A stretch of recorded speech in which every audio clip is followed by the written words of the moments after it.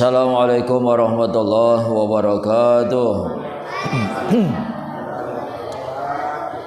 Alhamdulillahillazi nawwara qulubana bi ma'rifatillahi bil imani wal yaqin wa ja'alana wa iyyakum min ibadillahi sholihin wal muttaqin. Asyhadu an la ilaha illallah wahdahu la syarikalah al-malikul haqqul mubin wa asyhadu anna sayyidana wa nabiyyana Muhammadan abduhu wa rasuluh as-sadiqul wa'dil amin. Allahumma shalli wa sallim ala sayyidina Muhammadin wa ala alihi wa ashabihi yab'asuhumullahu rahmatan lil alamin. Amma ba'du, qala Allah ta'ala fil Qur'anil azim, na'udzubillahi minasyaitonir rajim. Allazina yazkuruna Allaha qiyaman wa qu'udan wa 'ala junubihim wa yatafakkaruna fi khalqis samawati wal ardh. Rabbana ma khalaqta hadza batila subhanaka faqina azabannar. Sama-sama doanya. Bismillahirrahmanirrahim. Allahumma aftah lana hikmataka wansur alaina min khazaini rahmatika ya zal jalali wal ikram. Ya Allah, bukakan oleh Engkau bagi kami akan hikmah-hikmah Engkau, dan tolonglah oleh Engkau atas kami dari perbendaharaan rahmat Engkau, ya Allah yang maha agung lagi maha mulia. Allahumma nawwir qulubana binuril iman wal yaqin kama nawartal anbiya wal mursalin. Ya Allah, terangi oleh Engkau akan hati kami dengan cahaya keimanan dan keyakinan sebagaimana Engkau menerangi hati para nabi dan hati para rasul. Allahumma nawwir qulubana binuri hidayatika kama nawartal arda binuri syamsika abadan abada birahmatika ya arhamar rahimin. Ya Allah, terangi oleh Engkau akan hati kami dengan nur hidayah Engkau sebagaimana Engkau menerangi bumi dengan cahaya mataharimu selama-lamanya. Ya Allah yang maha pengasih lagi maha penyayang. Alhamdulillah. Puji syukur kehadirat Allah Subhanahu wa taala yang mana dengan rahmat, nikmat karunia dengan izinnya kita yaitu masih ditakdirkan dalam keadaan hidup, dalam keadaan sehat, dalam keadaan masih berkeinginan untuk beribadah, berubudiyah kepada Allah Subhanahu wa taala. Jadi mudah-mudahan setiap hari yang kita lewati makin meningkat keimanan, ketakwaan kita. Setiap hari yang lewat maka semakin dekat kita kepada Allah Subhanahu wa taala. Setiap hari yang kita lewati maka bertambah-tambahlah kita cintanya kepada Allah Subhanahu wa taala, dan setiap hari yang kita lewati maka semakin baiklah di dalam beribadah, ada perbaikan-perbaikan di dalam beribadah kepada Allah Subhanahu wa taala, dan mudah-mudahan ibadah kita benar menurut Allah, ya, dan yaitu kehambaan kita, bukan kita yang mengakui tapi Allah lah yang mengakui. Salawat beriring salam semoga Allah curahkan ke pangkuan Nabi besar Nabi kita Muhammad sallallahu alaihi wasallam. Allahumma shalli wa sallim wa barik alaihi. Jadi kata Allah begini, kalau engkau masih merasa dirimu berilmu, maka aku tidak akan memberikan ilmu kepadamu. Kalau engkau ingin yaitu aku berikan ilmu, maka tinggalkanlah ilmu yang ada pada dirimu. Karena ilmu yang ada pada dirimu itu sebenarnya bukan ilmu. Begitu Allah. Kalau engkau ingin mendapatkan ilmu daripada diriku, kata Allah, maka lepaskanlah ilmumu. Kalau engkau masih mempunyai ilmu, maka aku tidak akan mengajarkan ilmuku. Karena ilmu yang ada pada dirimu itu bukan ilmu. Nah, oleh karena itu jangan merasa kita ini setelah belajar berguru sudah yaitu banyak ilmu kita, sudah penuh ilmu kita. Ya, misalnya masuk pengajian beberapa tahun sudah merasa pintar. Begitu masuk pesantren beberapa tahun sudah merasa pintar. Begitu yaitu berguru beberapa tahun sudah merasa pintar, merasa sempurna. Kalau sudah yaitu ada merasa begitu, Allah nggak peduli lagi, nggak open dia, nggak bakal ditambah ilmu kita dengan ilmunya Allah. Maka yang kita inginkan itu yang sebenarnya adalah ilmu dari Allah. Itulah ilmu yang asli. Sehingga kata Allah, ilmumu itu bukan ilmu. Ilmu yang engkau punya itu bukan ilmu. Ilmu yang sebenarnya itulah ilmu dariku. Kalau engkau ingin mendapatkan ilmuku, maka lepaskanlah ilmumu. Itu ya. Jadi maksudnya jangan merasa kita ini punya ilmu, jangan merasa kita pintar, hebat. Nah, itu harus melepaskan keakuannya.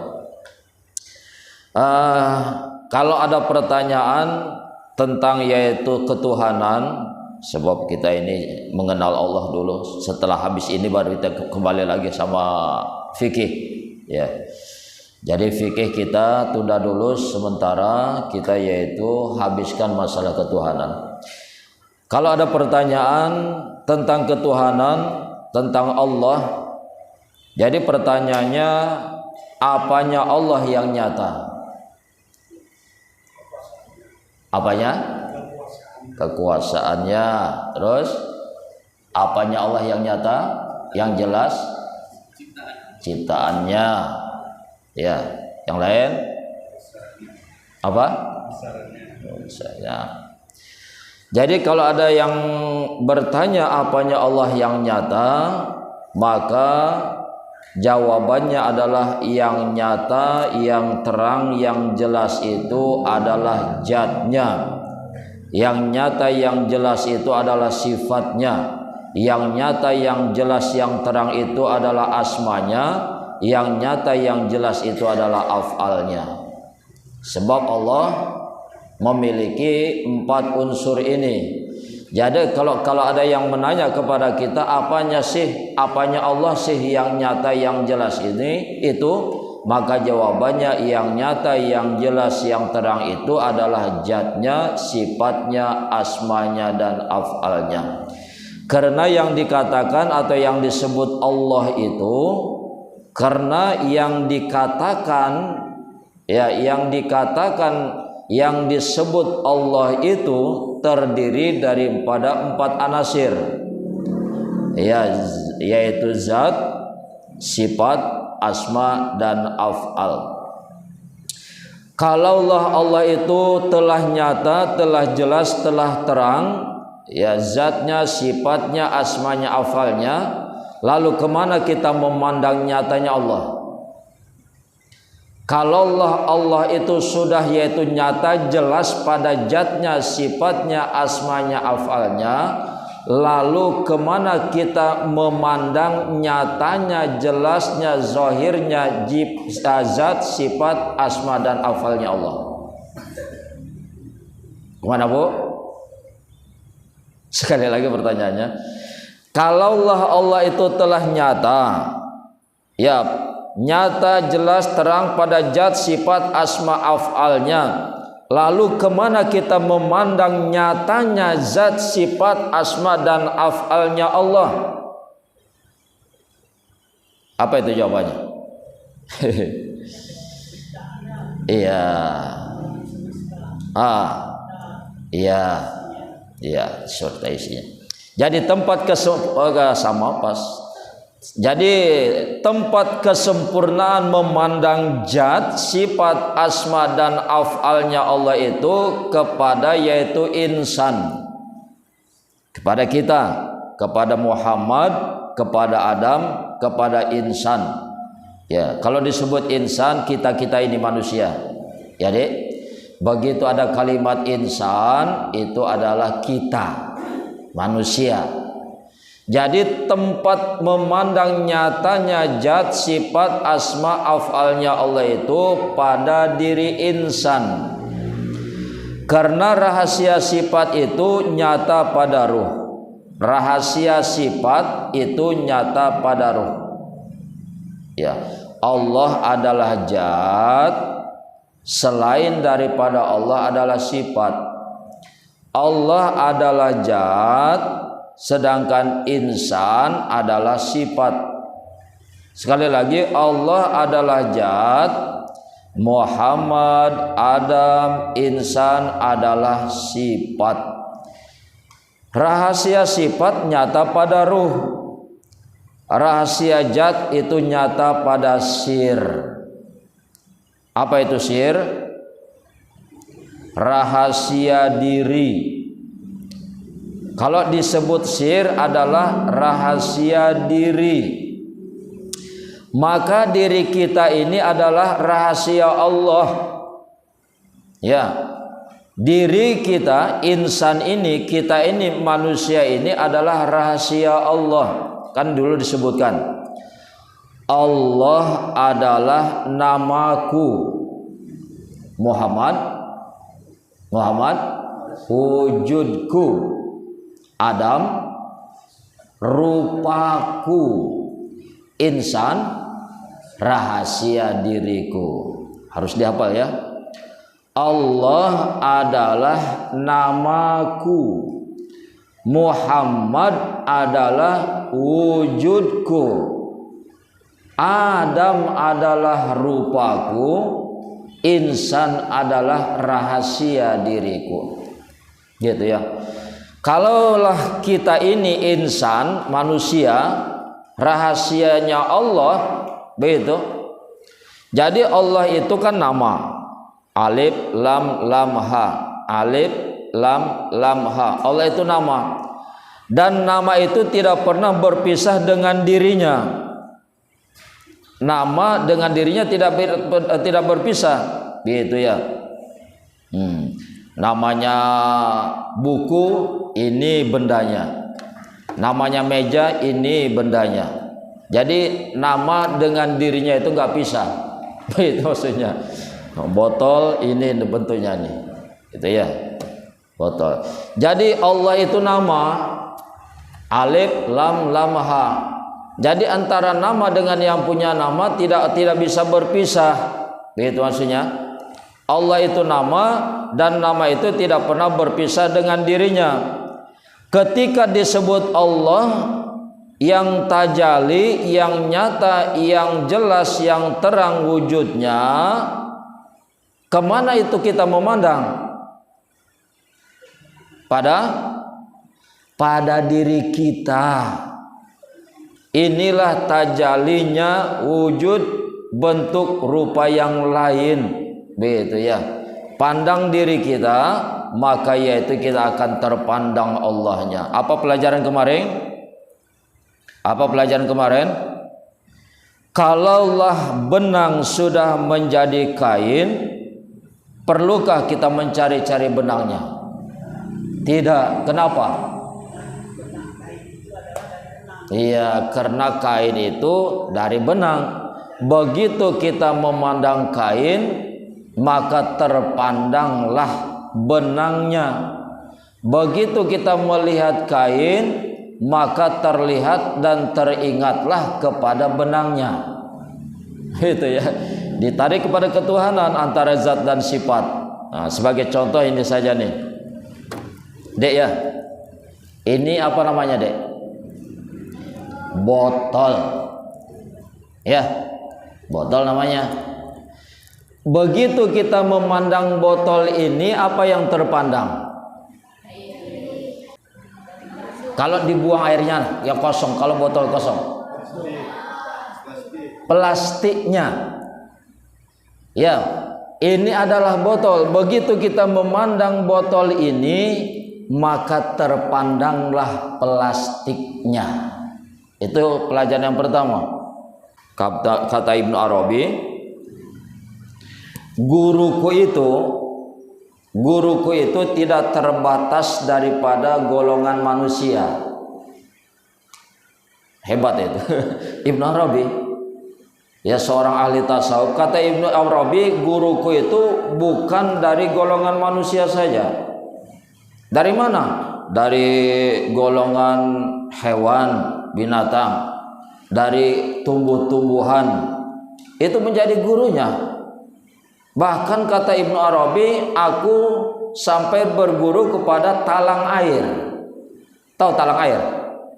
Talang air, tanah air, pancuran. Itu guruku, kata Ibnu Arabi. Bayangkan itu. Kita selama ini kalau berguru cuma kepada manusia saja. Bahkan itu pun pilih-pilih kepada orang yang dinilai mumpuni. Ibnu Arabi seorang ahli tasawuf, guruku banyak. Bukan dari manusia saja, dari hewan, dari tumbuhan, dari alam ini, bahkan dari talang air. Aku sudah berguru dari talang air, begitu hebatnya dia, sehingga membuat diriku yaitu malu. Apa talang air? Talang air tidak pernah menyimpan benda untuk dirinya. Begitu ada hujan dari atas, air hujan jatuh ke talang, langsung diberikan kepada yang lain. Tanpa yaitu ditahan-tahannya. Begitu maksudnya. Ya, itu pelajaran. Dan itulah yang membuat diri si talang tadi bersih. Coba yaitu hujan ditahan sama talang. Apa yang terjadi? Yang pertama, talang air pasti jatuh hancur. Itu yang pertama, karena berat. Walaupun dia sanggup menanggung air, maka yang terjadi talang tadi akan yaitu berlumut. Begitu berlumut, maka tumbuhlah di sana kotoran, bakteri, kuman bersarang di sana. Kan begitu. Dengan yaitu menyalurkan air yang turun dari langit, air hujan, maka bersihlah diri si talang. Itulah berguru Ibnu Arabi seorang ahli tasawuf kepada yaitu talang tadi. Begitu maksudnya. Jadi kita ini berguru dari alam, Bang Ismail. Jadi guru kita banyak. Bahkan kata Sayyidina Ali sebagai kotanya ilmu, siapa saja yang mengajarkanku satu huruf saja tentang ilmu, dia adalah guruku. Satu huruf, jangankan satu kalimat, jangankan satu pertemuan, satu huruf saja mengajarku, kata Sayyidina Ali, dia adalah guruku. Aku serahkan jiwa ragaku kepadanya. Sayyidina Ali luar biasa gitu ya. Sudah, yang kita bisa ambil daripada yaitu ini berarti pada malam ini jadi guru kita ini. Gitu ya. Ini guru kita. Media ajar. Yang bisa kita ambil dari botol itu, yang pertama, begitu kita memandang botol, kok yang kecil, mana yang besar ini? Yang besar ini. Memandang botol, terpandang plastiknya.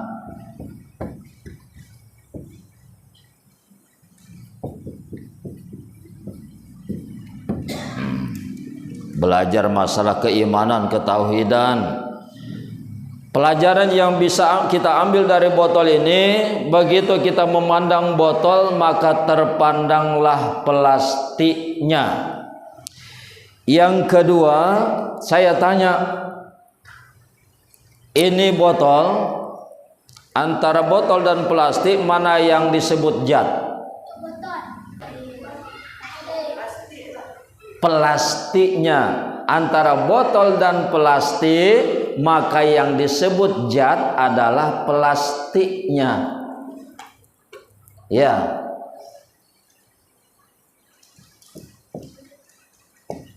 Plastik, zat, botol sifat berarti botol sifat.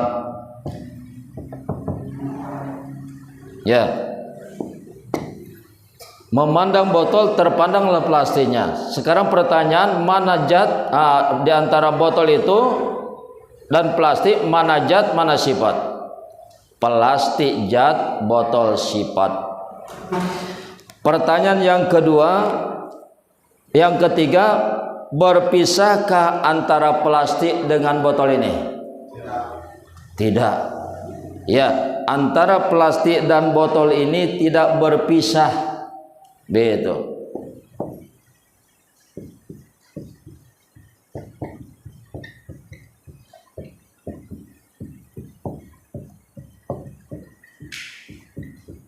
Tidak berpisah.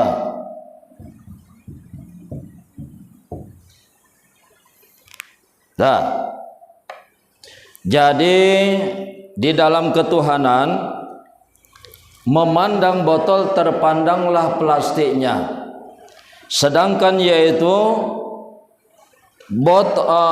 plastik adalah zat, plastiknya ini, sedangkan yaitu botolnya adalah sifat. Di dalam masalah ketuhanan, mana yang zat, mana yang sifat? Di dalam ketuhanan, mana yang zat, mana sifat? Mana yang zat? Allah. Allah zat, Muhammad sifat. Ya. Allah zat, Muhammad adalah sifat. Begitu kita memandang yaitu botol, maka terpandang plastik. Begitu kita memandang sifat, maka terpandang zat. Begitu kita memandang sifat, maka terpandang zat. Begitu kita memandang botol, terpandang plastiknya. Botol ini adalah sifat, tuh, ini sifat, sedangkan yaitu plastiknya sana adalah zat. Botol adalah sifat, plastik adalah zat. Ditarik kepada ketuhanan, mana yang zat tadi? Allah. Yang sifat Muhammad. Begitu kita memandang Muhammad, maka terpandanglah Allahnya. Begitu kita memandang sifat, maka terpandang dan teringatlah kepada zat. Begitu ya. Yang selanjutnya, plastik dan botol tidak berpisah. Apa maksudnya? Plastik dan botol tidak berpisah. Artinya, zat dan sifat itu tidak berpisah. Sudah mulai paham nggak ini? Zat dan sifat tidak berpisah. Di mana ada zat, di situ ada sifat. Di mana ada sifat, di situ ada zat. Ya. Terus lanjut. Sekarang bagi plastik ini, botol ini apanya? Bagi plastik ini, botol ini apanya plastik? Ayo, jawablah. Diam aja tadi. Bagi plastik, botol ini apanya plastik? Iya, wujud rupanya plastik. Gitu ya. Paham nggak ngaji begini? Sudah dikasih media ajar sama saya, sudah jelas. Kurang jelas juga, payah sudah nerangkan. Cukup jelas, alhamdulillah. Memorinya yang error aja, ya betul. Jadi bagi plastik ini, botol ini adalah wujudnya, rupanya, bentuknya. Begitu maksudnya. Ya. Jadi bagi zat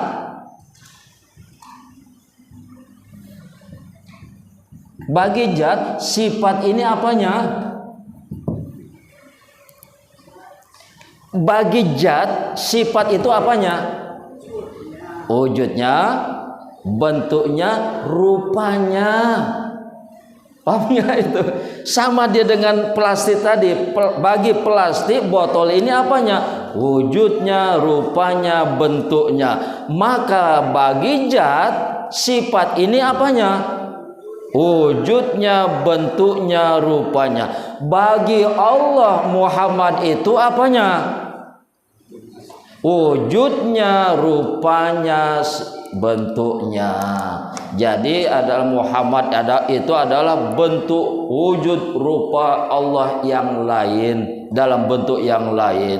Jadi Muhammad itu adalah bentuk wujud rupa Allah dalam bentuk yang lain, begitu maksudnya. Ya. Sudah selesai. Yang terakhir, kata plastik ini. Kata plastik, wahai botol, kan itu bicara ini plastik nih, Mas Ismail. Plastik bicara apa? Bicara plastik kepada botol, wahai botol, dimanapun engkau ditempatkan, dimanapun engkau diletakkan, dimanapun engkau disembunyikan, mau di atas lemari, di dalam kamar, kan begitu, di dalam yang gelap sekalipun, aku tetap bersamamu. Itu kata plastik. Ya, kata plastik ini, wahai botol, kemanapun engkau ditempatkan, diletakkan, disembunyikan, mau dalam kamar, dalam batu, dalam air, mana lagi coba disembunyikan, aku tetap bersamamu. Apa artinya itu? Iya, begitu. Jadi kata Allah kepada Muhammad atau kepada kita insan ini, wahai insan, dimanapun kamu berada, iya, di situ aku bersamamu. Dimanapun kamu berada, dimanapun yaitu kamu, yaitu posisimu, diletakkan, disembunyikan, dibuang jauh, aku tetap bersamamu. Begitu maksudnya Pak ini, Bang Ismail. Begitu Allah tadi. Itu ya. Jadi selalu bersama kita, sehingga itu awal daripada Al-Quran. Awal Al-Quran apa coba? Kalau mau tahu rahasia, apa awal Al-Quran? Bismillah. Awal Bismillah, awal titik, titiknya itu ya, titiknya ini dia, begitu ya, menitik. Dari situ asal muasalnya semuanya, titik Bismillah ya. Sebelum ada ba ini, titiknya dia, begitu ya. Jadi itulah awal wujudnya Allah Subhanahu wa taala, dari ruang hampa. Lalu Allah bertajalli dengan titiknya, ya, dengan titiknya inilah dia berkata, bi kana makana wa bi yakunu mayakunu.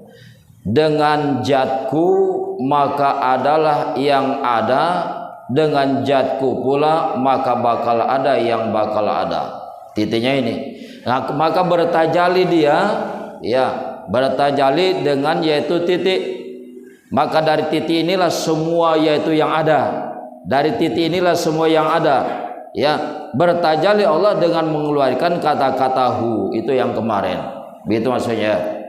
Dan ba itu, ba. Jadi seluruh Al-Quran tercantum di dalam Al-Fatihah. Al-Fatihah yaitu terhimpun dalam Bismillahirrahmanirrahim. Bismillahirrahmanirrahim tercantum di ba-nya Bismillah. Ba Bismillah ini mempunyai nama. Ba Bismillah itu mempunyai nama. Yang pertama namanya ba ma'iyah. Ba ma'iyah. Apa itu? Ba kebersamaan. Jadi apabila orang menyebutkan Bismillahirrahmanirrahim, maka di waktu itu dia sudah yaitu bersama Allah dimanapun, kemanapun, dan dimanapun. Ya, begitu. Bismillah ini banyak bamaiyah. Dalam artian begitu orang melazimkan membaca bismillah, maka dia akan bersama Allah dimanapun dan kapanpun. Yang kedua, ba ini namanya baliil sok. Yang pertama tadi bamaiyah, bahwasanya Allah selalu bersama kita dimanapun, kapanpun. Yang kedua namanya baliil sok. Apa itu baliil sok? Lengket, rapat, melekat seperti di lem. Balil sok namanya. Rapat, melekat, lengket seperti di lem. Apa maksudnya? Begitu orang membaca Bismillahirrahmanirrahim, ya, membiasakan membaca itu, merutinkan membaca itu, maka di waktu itu dia dekat kepada Allah sedekat-dekatnya, seperti tidak bisa dipisahkan. Itu maksudnya luar biasa itu. Maka rutinkan baca bismillah dalam setiap apapun dia, mau melakukan pekerjaan yang baik atau jadi amalan rutin. Setelah habis sholat baca bismillah 100 kali 100 kali, luar biasa itu ya. Dah belum kan? Maka dari sinilah yaitu timbulnya tentang bahasa syuhudul kasroh fil wahdah.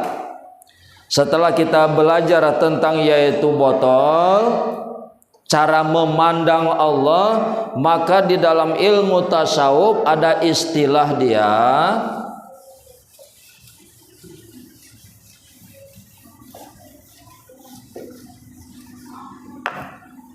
cara memandang Allah. Maka di dalam ilmu tasawuf ada yang namanya istilah syuhudul kasrah fil wahdah. Syuhudul kasrah fil wahdah. Ya, apa ini?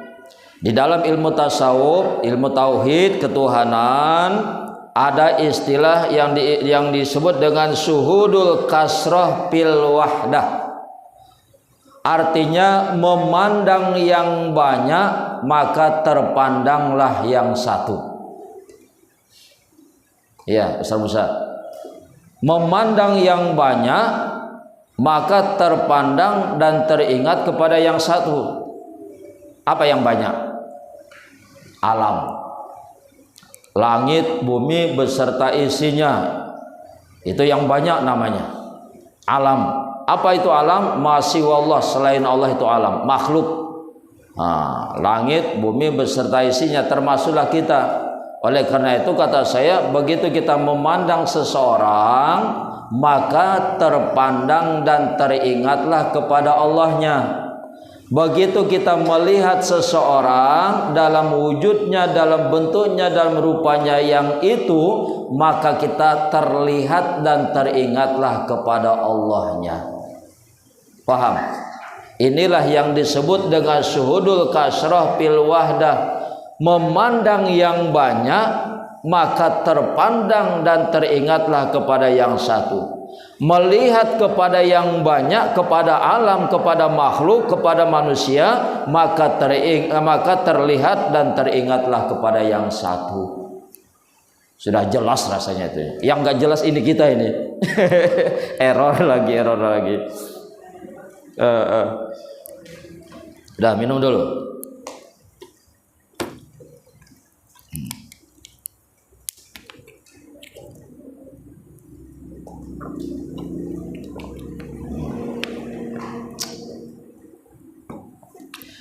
Sedikit masalah mandi kemarin kita tuntaskan.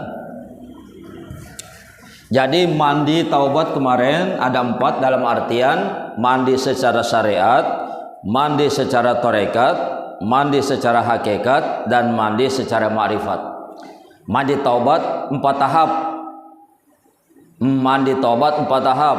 Yang pertama mandi secara syariat, yang kedua mandi secara tarekat, Yang ketiga mandi taubat secara yaitu hakikat, dan yang keempat mandi taubat secara ma'rifat. Yang pertama mandi taubat secara syariat, ya secara syariat. Maka di sini memakai air mutlak. Memakai air mutlak. Air mutlak. Apa air mutlak kemarin? Air yang 7, air murni, yang tanpa dicampur, yang tercampur. Air hujan, air mata air, embun, sungai, pintar itu. Air es atau salju, air hujan, air laut, air sungai, air sumur, air mata air, air embun, air es atau salju, itu air mutlak. Jadi mandi secara syariat memakai air yang mutlak, ya air yang suci lagi mensucikan. Yang dibasuhnya yaitu hadas kecil dan besar, najis ringan dan berat.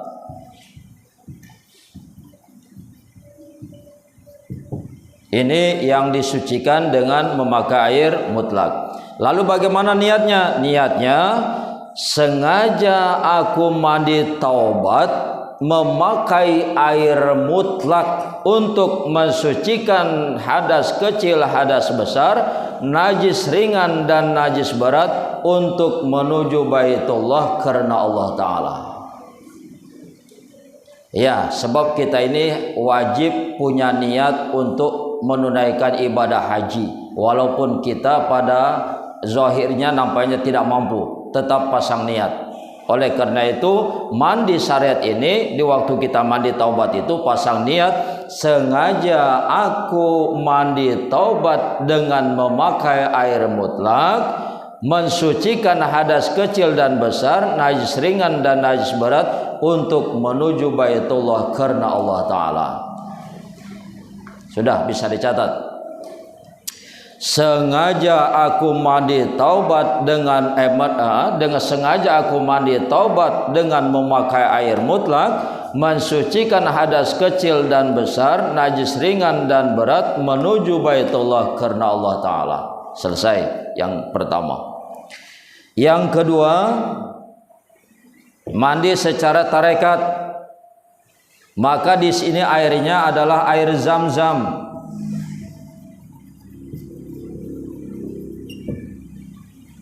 Ya, yang dihadapi oleh kita itu di waktu itu kita yaitu ma'rifatkan air itu adalah air Zam-Zam yang sedang dihadapi.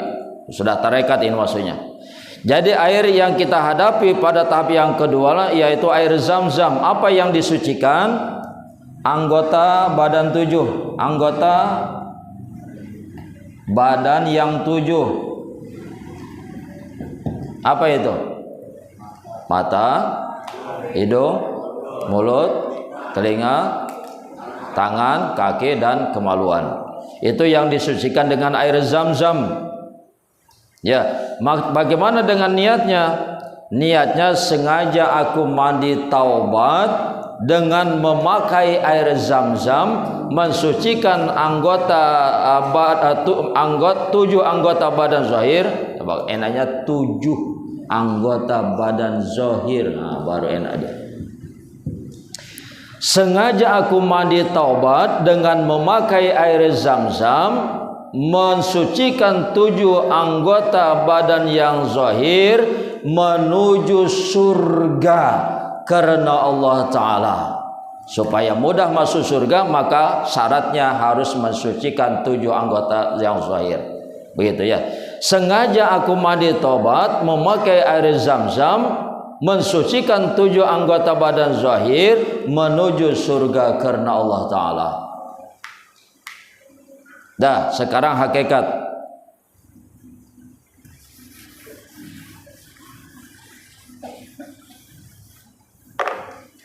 Yang ketiga adalah hakikat. Setiap siraman sekurang-kurangnya 3 gayung siraman. Mandi hakikat yaitu dengan air Al-Kautsar. Air yang dipakai air telaga Al-Kautsar. Yang disucikan adalah 7 latifah. Kemarin sudah diterangkan secara sepintas 7 latifah. Nanti kita pertemuan yang akan datang ini yang kita bahas 7 latifah. Jadi mandi hakikat adalah dengan air Al-Kautsar membersihkan 7 latifah. Niatnya sengaja aku mandi taubat dengan memakai air Al-Kautsar mensucikan 7 latifah menuju hadratillah karena Allah Ta'ala. Menuju hadratillah karena Allah Ta'ala. Sengaja aku mandi taubat memakai air Al-Kautsar mensucikan 7 latifah menuju hadratillah karena Allah Ta'ala. Sudah? Yang terakhir yang keempat kita tuntaskan.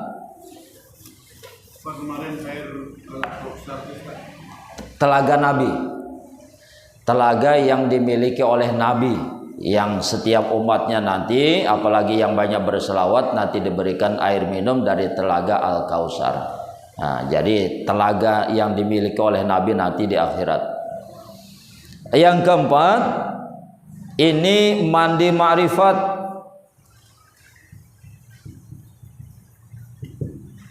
Yang disucikan adalah yaitu ruh dan sir. Dari apa? Dari kemusyrikan. Dari kemusyrikan.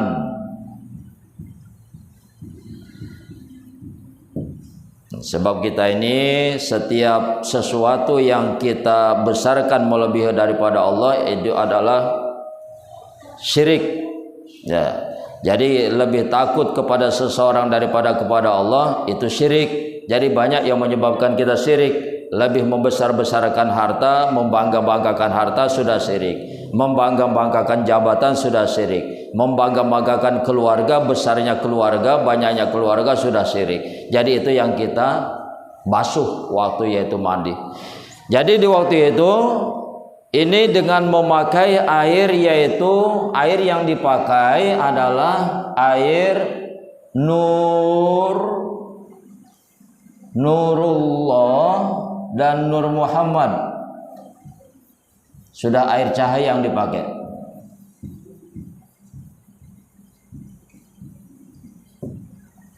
Mandi ma'rifat adalah dengan memakai air Nurullah dan Nur Muhammad. Maka doanya, sengaja aku mandi taubat dengan memakai air Nurullah dan Nur Muhammad, mensucikan ruh dan sir, ya, untuk menuju syafaat Nabi dan rahmat ridha Allah karena Allah Ta'ala. Sengaja aku mandi taubat memakai air Nurullah dan Nur Muhammad, membersihkan ruh dan sir, ya, menuju syafaat Nabi dan rahmat ridha Allah karena Allah Ta'ala. Sudah dicatat. Sengaja aku mandi taubat memakai air Nurullah dan Nur Muhammad, mensucikan ruh dan sir, ya, menuju rahmat syafaat Nabi dan rahmat ridha Allah karena Allah Ta'ala. Selesai 4 tahapan mandi taubat. Kalau bisa waktunya itu waktu mau tahajud. Setiap kita mau tahajud didahului dengan mandi, biasakan. Setiap kita mau tahajud malam, maka biasakan mandi taubat. Itu ya. Iya, biasakan tiap malam. Gitu ya. Ini saja barangkali, jadi mudah-mudahan bermanfaat. Dan pada pertemuan yang akan datang kita bahas masalah yaitu 7 makom yang ada di badan kita, ya, 7 latifah, supaya tahu. 7 latifah dan 7 nafsu yang ada di badan kita. Jadi mudah-mudahan dengan itu kita semakin mengenal diri. Dengan mengenal diri kita yaitu semakin mengenal Sang Pencipta kita Allah Subhanahu wa taala, dan mudah-mudahan amal ibadah kita memang diterima oleh Allah Subhanahu wa taala, benar menurut Allah dan mempermudah masuk ke dalam surganya Allah Subhanahu wa taala. Amin ya rabbal alamin. Subhanakallahumma wa bihamdika asyhadu an la ilaha illa anta astaghfiruka wa atubu ilaik. Subhanallah walhamdulillah wa la ilaha illallah wallahu akbar wa la haula wa la quwwata illa billahil aliyil azim. Assalamualaikum warahmatullahi wabarakatuh.